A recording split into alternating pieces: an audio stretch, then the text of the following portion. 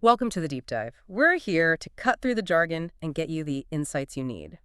Today, we're digging into the latest updates from a major player in the tobacco and nicotine space. We've got their Q2 2025 earnings call transcript and the 10Q filing right here. Now, these documents, they're pretty dense. Our job is to pull out what really matters for you, whether you're prepping for a meeting, just keeping tabs on the industry, or, maybe you're just curious. Exactly. And this isn't just about the numbers themselves. It's about seeing how an established industry, well, how it's dealing with some really rapid changes. Consumer shifts, tricky regulations. We want to look at the strategies behind the figures. Okay, so let's start with that big picture then. How did they actually do financially, I mean? Second quarter, first half of 2025. They reported adjusted operating companies income OCI growth of 10.9% for Q2, pretty strong, and 5.5% for the first half. Margins were up too. Adjusted OCI margins increased, 3.1 points in Q2 and 1.4 for the half. That sounds good on the surface, but what's tempering that a bit? Well, like you said, strong numbers, but a lot of that OCI boost came from one place. Uh-huh. Their On brand, the oral nicotine pouches. That brand is really flying. But you have to look at the overall shipment volume too, and that actually went down about 1% in Q2 and nearly 3%, 2.9% for the first half. So lower volumes in their traditional moist smokeless tobacco, MST, basically canceled out the gains from On. Income up, yes, but total product shipped down. Right. Okay. That makes sense. So let's talk about their outlook, their guidance for the full year. They revised their adjusted diluted EPS guidance earnings per share. They raised the bottom end of the range. It's now $5.35 to $5.45. That's 3% of 5% growth over their 2024 base of $5.19. Sounds positive, but they also warn that EPS growth might slow down. Why is that? Yeah, a couple of things there. They mentioned lapping a lower share count because of earlier buybacks. Fewer shares makes the percentage growth harder to maintain. And also some kind of legal fund benefit expired, which brings up a really important point about these reports. Reported versus adjusted figures. Always look at both. For instance, Q2 reported net earnings were $2,378 million. That's 1.41 EPS. That was actually way down from last year. But the adjusted net earnings, they were up from about $2.3 billion to over $2.4 billion, or 1.33 to 1.45 cents per share. That difference, usually special items, things management takes out to show, the core business performance without maybe one-off hits or gains. It gives you a clearer operational picture. Gotcha. Okay, so adjusted is sort of the underlying trend view. And just to quickly round out the financials, cash position looked okay. They had $1.3 billion in cash and equivalents at the end of June, plus access to a $3 billion credit line. So liquidity seems fine. Right, they have flexibility. But you also have to see that against their long-term debt. That stood at $24.7 billion.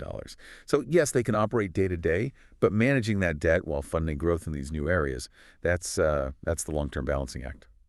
Okay, let's pivot now. Let's talk about that innovation, the smoke-free side, clearly On.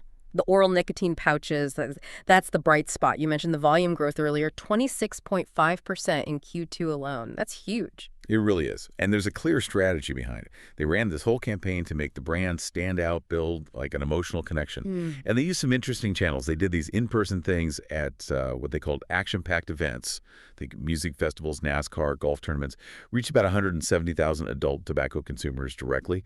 And then the big digital push, too. Digital impressions apparently more than doubled to around 190 million. And they said that directly led to a 7 percentage point jump in brand awareness for On. It's pretty focused marketing. Okay, so On is doing great, but not everything in the smoke-free space is going quite as smoothly for them. Let's talk about Enjoy, their e-vapor brand. There was a setback recently, right? Something about a patent dispute with JUL? Yeah, that's right. The Patent Trial and Appeal Board didn't side with them on invalidating a JUL patent. That affects their main product, the Enjoy ACE. So what are they doing about that? Are they giving up on it? No, not at all, it seems. They're looking at all options, including an appeal.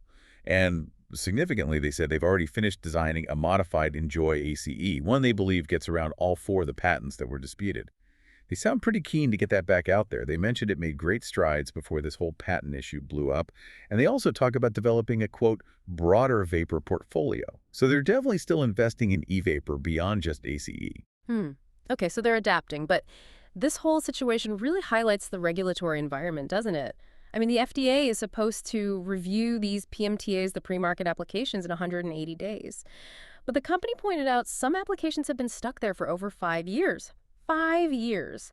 They're urging the FDA for a, quote, workable process to get these newer, potentially less harmful, smoke-free options reviewed and onto the market for adult smokers. Yeah, and that delay, it connects to another big issue they raised: illicit products, the illegal vapes. They estimate, and this is a huge number, that a large portion of the, 14.4 million people using disposable e-cigarettes are actually using illicit ones. That's out of about 20.5 million total e-vapor users. Yeah. So a massive chunk of the market is unregulated. And while they said they're encouraged by some recent crackdowns, enforcement needs to be consistent. Because, you shut down one illegal brand and users might just switch to another one that's popped up. It's this complex mess of regulation, enforcement, and, frankly, consumer demand that's not being met quickly enough by legal channels. Wow. Yeah, that illicit market angle is definitely complicating things. Okay, let's shift gears again. Part 3, the legal side and maybe some broader economic stuff. Litigation seems like just a constant reality for these companies. They face all sorts, right? Individual health cases, healthcare cost recovery suits, now e-vapor cases too. Absolutely. It's a minefield. A key area to watch is still the Engel progeny cases down in Florida. These are those individual lawsuits stemming from that old class action.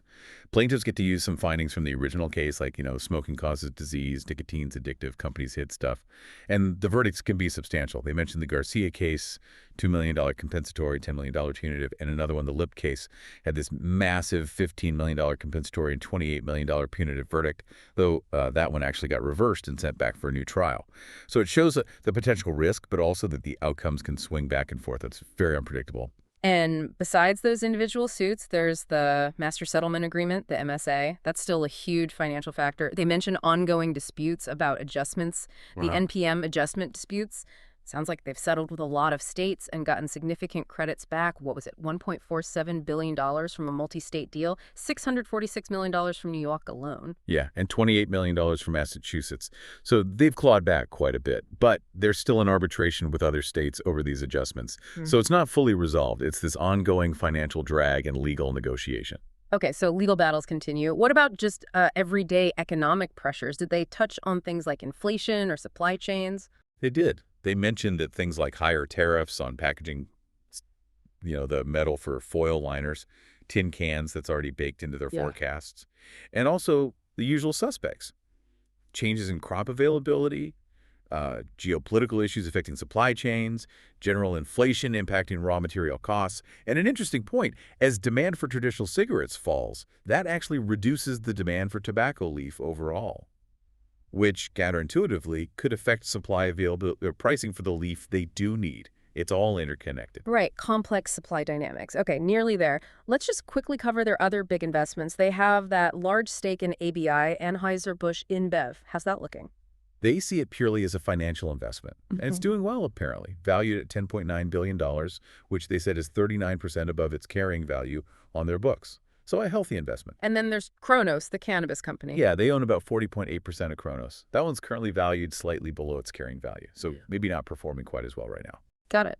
And one last thing on the operational side, they mentioned an initiative called Optimize and Accelerate.